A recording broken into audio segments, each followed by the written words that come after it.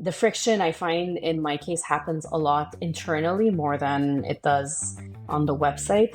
People think that it's easy and, we believe in it, so let's go. But then when the push comes to shove, well, those decisions become harder to accept. You need to be ready for that, and you need to always be ready with data and to prove how this is going to benefit them. Enter into building an e-commerce, especially for existing brick and mortar, with a long-term mindset. Understand it's going to probably take longer to see the returns than you might expect, and be committed to it.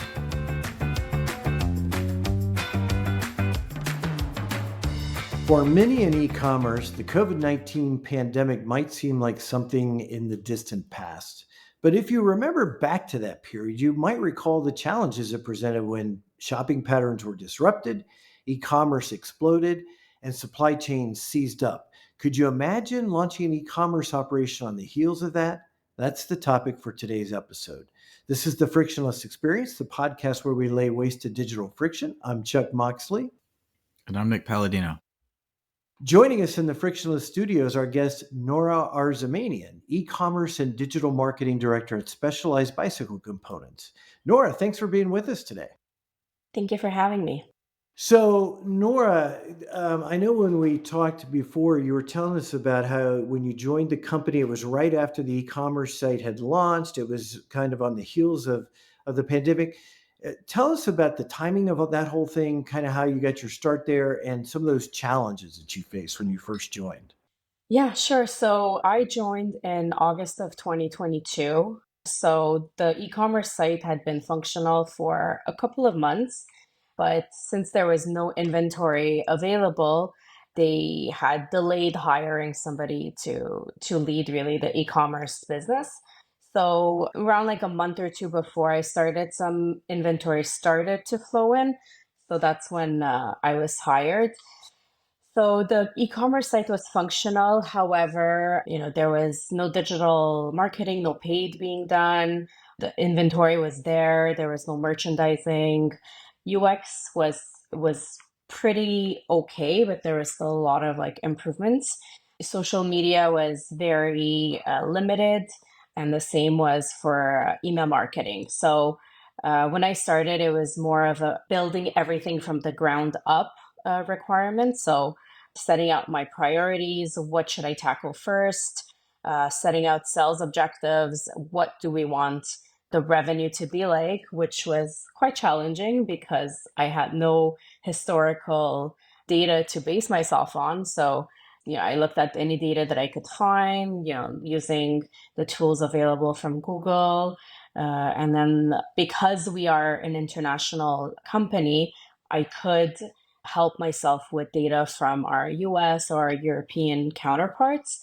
So that allowed me to have a better idea of how I wanted the revenue to look like for the upcoming year. And the inventory challenges were because of the pandemic, because of the supply chain? Yes, exactly. Yeah, as I'm sure we all remember, during the pandemic, a lot of people picked up biking because it was something that we could do outdoors. So we quickly ran out of inventory. And because of the supply chain issues that we faced, inventory did not flow back in. The company made a strategic choice with a limited amount of inventory to focus on the markets that were the biggest at the time. So Canada at the time was not as big, so we didn't really start to receive inventory for a while after. Gotcha. And what are, because you are over the e-commerce operation in Canada, what are some of the challenges you faced in just e-commerce, fulfillment, et cetera, being in Canada? Well, like what makes that unique versus say US or other markets? Well, Canada is always, in general, is a bit behind the US. So we're a couple steps behind in terms of adoption rate, in terms of functionalities, and just general availability of technologies. Like, for example, Klarna, which is a popular financing platform in Canada, does not offer unlimited spending. So it's only for payments that you can use, and it's like a maximum of $3,000 versus in the US, it's unlimited at the spending. So things like that is not as developed in Canada as we would like it to be. And then for my specific industry, we deal with seasonality. So that's something that the Northeast US has a lot to deal with, but the rest of the US does not really have that seasonality aspect to take into account, which it allows us to, on one hand, in the down season, take care of some things that we don't have time to do in the busy season, but you also have to maintain somewhat of a stream of revenue in the winter months. So that's an added challenge that our counterparts in the US don't face. It's interesting you call that just seasonality too, because down here we'd use a similar term, identical term rather, but we would just basically say that's the peak of holiday. And peak of holiday basically means sales are through the roof and everything's crushing. And so seasonality to us is this like big, huge period. What you're saying is like everything is literally frozen and no one's going to ride a bike. So no one's going to buy a bike. So it's really interesting to just see a difference in terms just right in front of us. That raises a good question. Do you guys have much of a bump at holiday? Is that because it's a gift giving occasion? Do you see increased demand like Black Friday? Do you do Black Friday sales, Cyber Monday, all that? Yeah, we do. So we're actually right in the middle of that. We started early Black Friday earlier, like at the beginning of the month. We do see a really nice bump in November, but December is fairly slow. Although we've tried very hard to convince consumers that they can give biking accessories or bikes during Christmas, it's not a category that's that well aligned with gift giving. So we do struggle in December. And also, in ecom, but this is for all ecom brands, since deliveries are, mid-month deliveries will probably stop because they won't be able to make it in time for Christmas, then our demand really dries up after like the middle of the month of December. That's interesting. So you probably see like an incredible shift where things kind of bottom out a little bit as everything comes in, gets cold, and then gift giving kind of increases it a little bit, and then it kind of bottoms out. That's a really interesting. Yeah, January, February are very slow, and then March it starts to pick up again. So it sounds like you you walked into really a fledgling e-commerce operation. There must have, when we think about friction, which is obviously what we talk about, there must have been like tremendous friction points all over the operation, the site, et cetera. What were some of the things you had to tackle first to address? So, one of the first things I did was hire a digital marketing agency because I felt like, when you're first starting, there's so much to do, and you need to kind of realize what is my priorities, what can I do to start to bring in revenue. So I hired an agency that, we're still with and that I trust a lot. So that helped me at least, outsource that as awareness started to flow in, because there was obviously a lot of awareness for specialized in the market, because we've been operating for 40 years in Canada, 50 years. Specialized USA has existed for 50 years, so the awareness for the brand existed. It's just the awareness for ecom was not there. So needed to build that, but very quickly started to see a high return on ad spend. So that was nice to see, because having to convince leadership to start spending money on paid, I wanted to be able to prove to them that this is gonna start to bring us money. So that was the first thing I started to do. The website was, the UX was functioning fairly well. I did make some changes to the menu and the navigation, because I felt like it was a little bit hard to navigate, but didn't make that many changes to the website itself. And then started with email marketing. So building a content calendar, making sure that we're emailing at a regular pace, so 2 to 3 times a week, and making sure that the content is available. We did have to change a little bit of the mindset internally, because my colleagues were not used to that kind of pace. So that was something that needed to be, addressed, and they needed to start to make some changes in the way they worked. But overall, everybody was excited for this new chapter, and things started to move in the right direction fairly quickly. Is the process of buying, because bikes are just something you don't necessarily think about buying online, right? And e-commerce and how you get shipped to it. Is it a process? Like, do you have to pick out certain options, and then how does the build happen? And talk a little bit about that and the logistics of that. Yeah, so depending on the type of bike, so for example, you're buying a road bike, you would pick your size and you would pick the color. So for the road bikes, our sizes are fairly aligned with the market. But for a lot of our mountain bikes, we have our own sizing. So that is something that the consumer needs to figure out what is their size for their mountain bike, and then they pick the color, put it in the cart, and it's shipped. So we offer right now the bikes are only shipped to our retailers, and the retailer will build the bike for the consumer, and then the consumer will come and pick it up from the retailer. We still don't offer ship to home, which is something we're working on. Once that is in place, the bikes will be built out around 80% in our warehouse, and then it's shipped to the consumer. So then the consumer has to put in, like, the handlebars, the wheels, like basic kind of adjustments, and then he'll be ready to go. We provide a thorough instructions in terms of like emails and videos for them to make sure that they're doing it correctly. And then also, if they have any questions, they can reach out to our writer, call it writer care, or customer service department, to help them finalize the build of their bike. But we won't, for now, we don't offer e-bikes to be shipped out because it's pretty complicated to put that in place by a consumer. So we still only ship it to the retailers for them to build it out. And what are some of the localization challenges of Canada? Because you're also working with the U.S. e-commerce team, right? So, what are some of the challenges you've had to think about just in terms of tailoring ads and messaging, and how is that unique to Canada versus U.S.?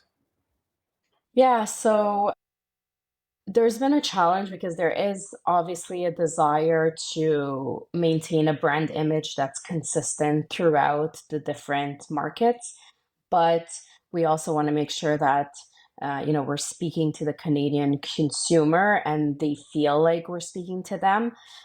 So we have an internal graphic design team, so they will take ads and will make it more Canadian friendly. So what I mean by that is sometimes we do some photo shoots or video shoots in Canada to give it a bit more of a look and feel.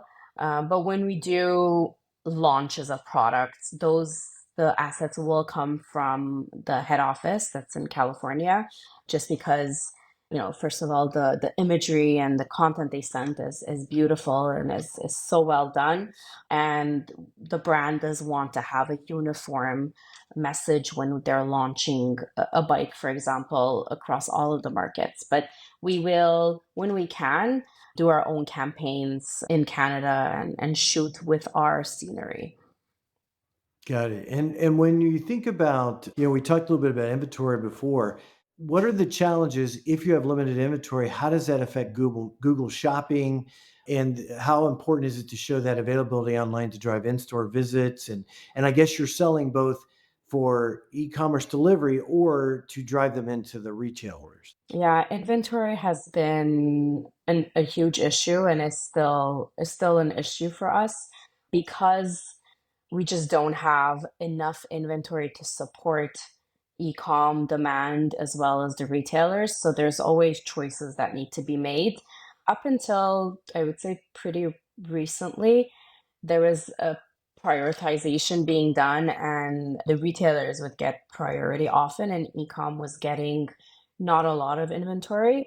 With time and with education, that mindset did change, and now e-com is able to we allocate around 10% of our inventory to e-com, and that allocation is done at the beginning. So when the bikes are about to be shipped out from Asia, that's when the allocation is done so that, that inventory is set aside for ecom, and we are not afraid that that inventory will be sold to retailers and then ecom will not get any. So there was a lot of education that needed to be done and some difficult conversations, which I think often happens with companies that are just launching e-commerce, because if they have brick and mortar stores, or their brick and mortar stores bring the majority of the revenue, so they don't want to do anything that affects the revenue that's coming in from there, but they do want e-commerce to grow. So it's hard to have those difficult conversations and say, well, if we do believe in e-com and we do want it to grow, then we have to take some inventory and put it towards e-com, because like you mentioned, Chuck, it will affect Google Ads. If there's no inventory, it doesn't show up on Google Ads. And also it's educating them that, ecom inventory showing up there is not just for people who are going to buy online, it's also for consumers that are researching the products and will then go and buy it in a brick and mortar store. But if they come to the website and everything is sold out, well, it just shows it's not a good experience, and they won't even think about buying a Specialized. They'll maybe switch to another brand, competitor brand, because they offer better inventory. So I can kind of relate to this whole, brick and mortar versus online personally, because when I was at Home Depot, that's how Home Depot was viewed. HomeDepot.com was viewed, was just another store. And I always thought it was really interesting because it was by far the biggest store individually, but as a group, it was tiny compared to Right. the enterprise. So it was just a really interesting push and pull, because when you started to look for priority against the entire enterprise, you would end up getting deprioritized for online, even though it's still your biggest store. And that's also, frankly, kind of abusing it, because it's like a store assistant too, right? So I don't know if you guys are looking at doing anything that's around the online experience that helps the in-store experience or anything like that. But that was a lot of what Home Depot would focus on, was improving the in-store experience. And then as a byproduct, you would end up getting additional sales, and you would grow conversion rate. You would get at home purchases. So Like you said, it's a push and pull, and it's a lot of conversations that happen, and I do see the the mindset shifting. So we're moving in the right direction, but it's like it's like a big boat that needs to change direction. So it's sometimes painful, but we're moving there. What have you guys been able to do in terms of that omni-channel experience that like Nick's talking about? For example, if I'm searching on the site and I see a bike that I like and you don't have inventory online, can I see if the store near me has it and I could either buy it online and then go pick it up in store, or at least know I could go to the store and get it? What have you guys done in terms of that omni-channel experience? Yeah, so if the bike is out of stock, then you can check, the Find Nearby and to see if it's available at your local retailer. We have noticed though that not many consumers have the habit of doing that. It seems like when they do come on the website, they see that it's out of stock, they'll bounce off the site.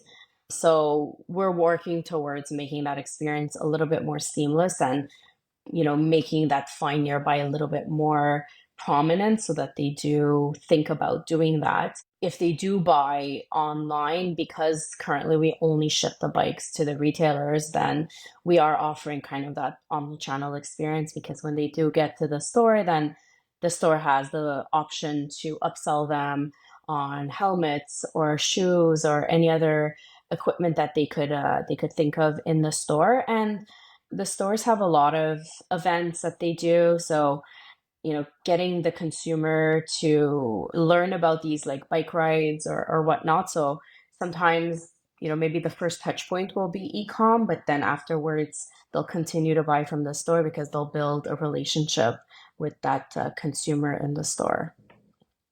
Yeah, interesting point, do you guys do any of that upsell in the online process, in the ordering process, or you leave that up to the store once they come in? Yeah, I mean, we do have, on the product pages, we do have some cross-selling availability. So, if you're looking at a road bike, well, then we'll show a road helmet with it. Same as at the checkout, where there'll be some additional items to go with it. They do convert, but, oftentimes consumers are not, when they're buying a bike, it's already so expensive that especially our bikes, that they don't tend to buy the whole kit at the same time. But they do come in. At least it allows them to learn about what goes with what, because that's also something, especially for new riders, they wouldn't know what kind of helmet to buy, what kind of shoes to buy. They just know the bike, and they wouldn't know anything else. So if they don't make the purchase right away, there's an ability for them to come back and know what to buy after. I'll tell you from my experience with road bikes, and my wife got me into road biking a while back, 7, 8 years at this point, but I didn't know about the whole clip-in shoe thing. And so I used them, and let me just say, I went down several times. But Me it too. was what once you start getting the feel for it, it's really cool that you can like Yeah, raise your foot to pedal. exactly. Like that's not a sensation you're used to. Even when you have the little top, like it's that's a new sensation. So it's a different muscle that helps you continue to bike. But my main chime in for this is about the ignorance of the user, because you probably have several users that are just like me that didn't even know that it was even a thing. Like, not only did I needed a road bike, but I needed to change the pedals, and I needed to put my shoes, the special shoes, into, and I think I do have specialized shoes, by the way, actually. But you need to go through all of that, and it comes from ignorance. So I wonder if that's a lot of where that confusion comes from, because you're just not aware as a user. Yeah, and I mean, to be fair, our bikes are high end, so our consumers tend to be people who are already biking, so they know about these things.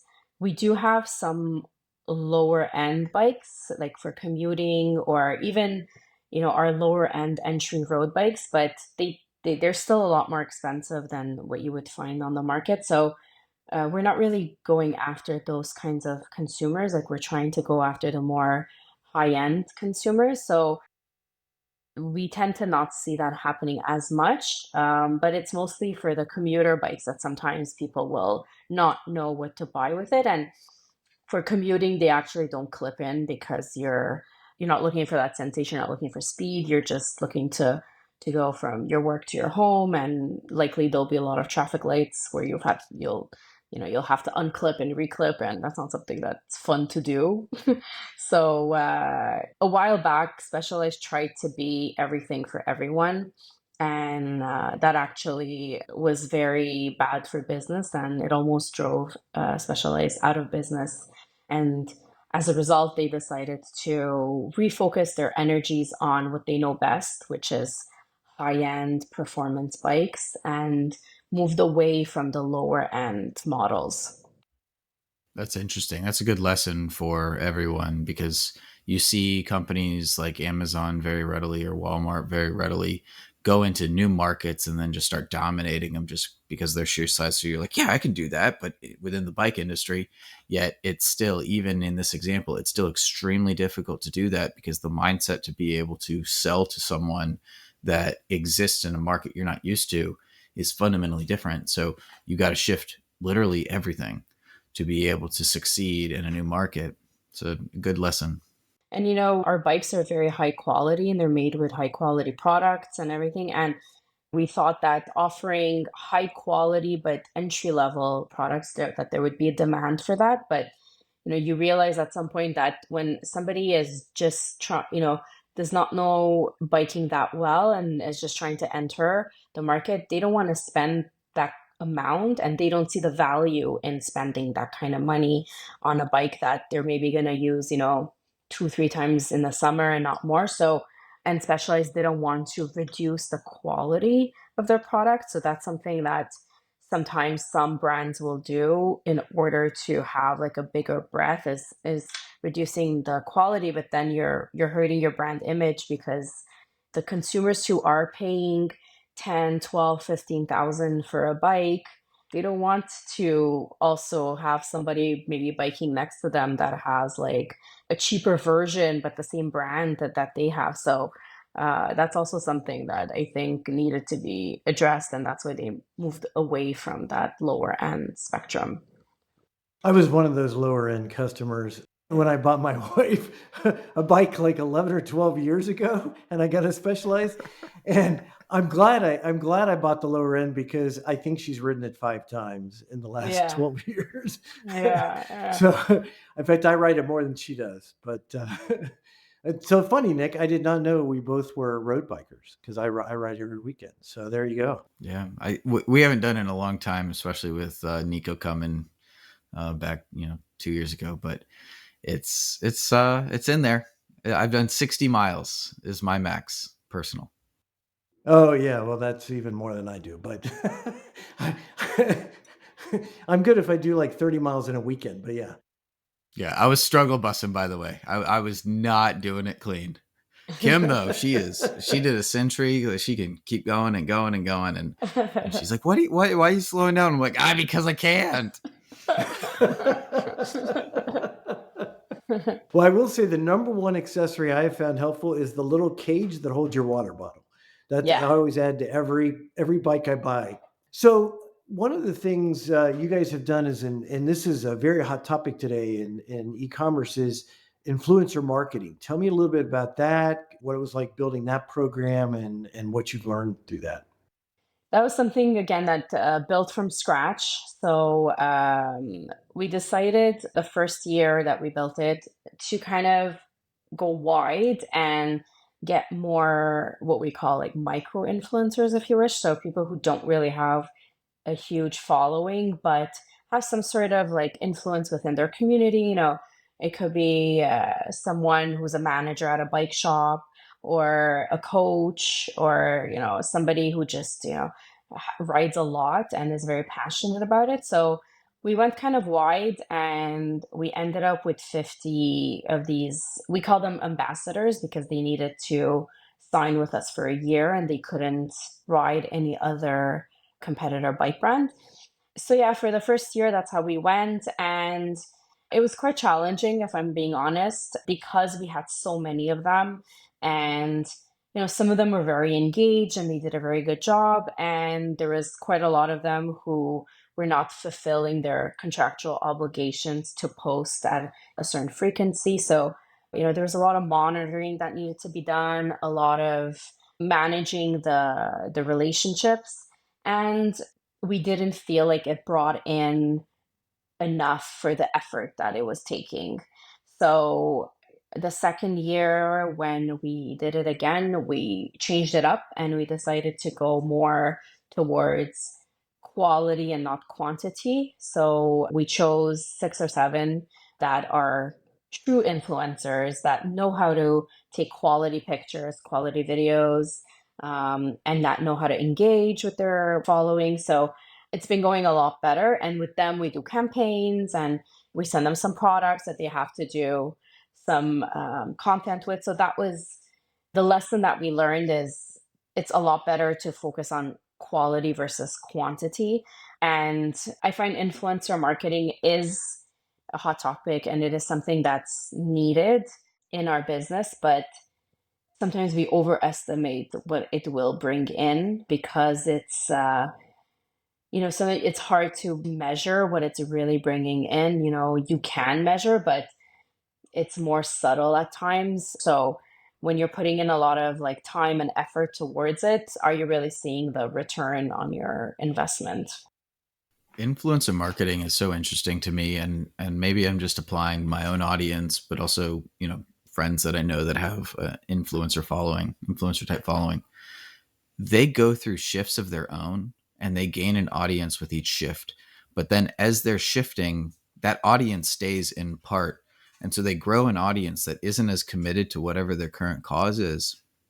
And so a lot of the times an influencer, and I'm not talking about the, massive influencers. I'm talking about the smaller, like 10,000 to 15,000 followers. They have just a amalgamation of all these different interest points that their followers are, and then it's exaggerated to a brand that goes out and says, "Oh, this is someone who's a avid biker, and look at this, they have 15,000 followers. This is a good person." When in reality, only 300 of them ever followed them because of biking, and the rest of them, it was because they did something else long ago. Yet they're still committed to that person, so they're not really bikers that are following this avid biker. And I've always found that really interesting aspect to social media marketing at a brand level, that then you can start looking at these specific influencers and say, okay, why is this influencer succeeding and this one isn't? And a lot of it comes down to who's following them, who's actually following. It's not just a number. It matters who it is, literally, but there's no way to quantify that. Yeah, and I've been reading a lot about influencer marketing, and there's a lot of talk going on right now that it's on its way, like it's dying out, or the influencer marketing that we know currently is shifting and it's changing because the market has become very crowded. Seems like, it just in my building there's like three influencers, so like every young girl wants to become an influencer and thinks that she can do it. So I think brands are starting to realize that it's better to have very strong relationships with a few of them, and also shifting, like some brands are starting to include their own employees more, and they become more influencers even though that's not their job, but they're creating content that influencers would normally create, but it's the employees that are doing it, which I find interesting because it's shifting, it's completely shifting the mindset. But I would like to see, within the next like 5 years, how this industry is going to evolve and if it's going to stay here or not. Yeah, that sounds like exactly what Chuck did to me. What?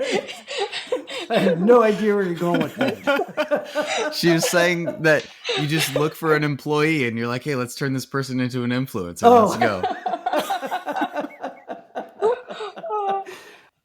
You are our influencer, Nick. You are the influencer for us. That's awesome. So, Nora, this has been a great conversation. What is one commonly held belief about creating frictionless digital experiences that you fundamentally disagree with? You think people get wrong? So the answer I'm going to give is based on my personal experience. I find there's friction a lot that happens when when you are launching a new e-commerce platform, e-commerce site. There's a lot of friction that happens internally because leadership, might believe that this is what they want. They need to, be with the times and start offering e-commerce, but sometimes thinking that, and then when you have to actually put in place the what's necessary is very different. And there's a lot of friction that will happen, like we were talking about how there's a push and pull that happens with the brick and mortar stores. The same thing happens when there's funds that need to be allocated. E-commerce, to grow your e-commerce business, it is costly. You need to invest in platforms, you need to invest in outside partners, you need to invest in growing the staff, and sometimes you won't the costs are heavier than the revenue that's coming in. And my advice is to try to get as much, if you have like an advocate or somebody in the leadership team that really believes in this, is to get that person on board early on, and to always be educating with data to show them, that this is what's going to happen. This is what we will be getting, because right now that's not what they're seeing. So the friction I find in my case happens a lot internally more than it does on the website.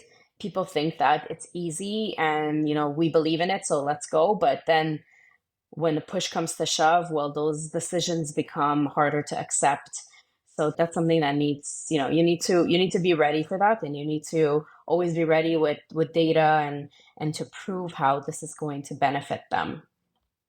Enter into building an e-commerce, especially for existing brick and mortar, with long-term mindset. Understand it's going to probably take longer to see the returns than you might expect and be committed to it. Exactly. It's the commitment that sometimes I find wavers because the short term, you're taking away funds or resources from something that's bringing you money right now, and believing that you need to do this right now for a longer term benefit is what needs to be committed to. Well, this is awesome. What's the best way for listeners to get in touch with you or follow you? Where are you most active, and how should they find you? They can find me on LinkedIn. I'm fairly active there. So just search for me. I don't think there's anybody else with my name on LinkedIn, so you could find me fairly easily.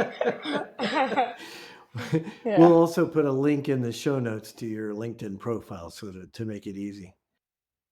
Well, thank you for joining us today. Thanks to the listeners for joining us. And again, if you enjoyed the episode, be sure to like us on your favorite podcast app and follow us so that you get notified when we have new episodes. If you've not signed up for our newsletter, it's a great way to go a little deeper on the content. It happens every other week between episodes, and you can sign up for that at thefrictionlessexperience.com. And otherwise, you can reach me on LinkedIn. I'm at Chuck Moxley, and Nick also on LinkedIn. His handle is. In Paladino. Hey, Nick, I really enjoyed our conversation with Nora from Specialized Bicycle.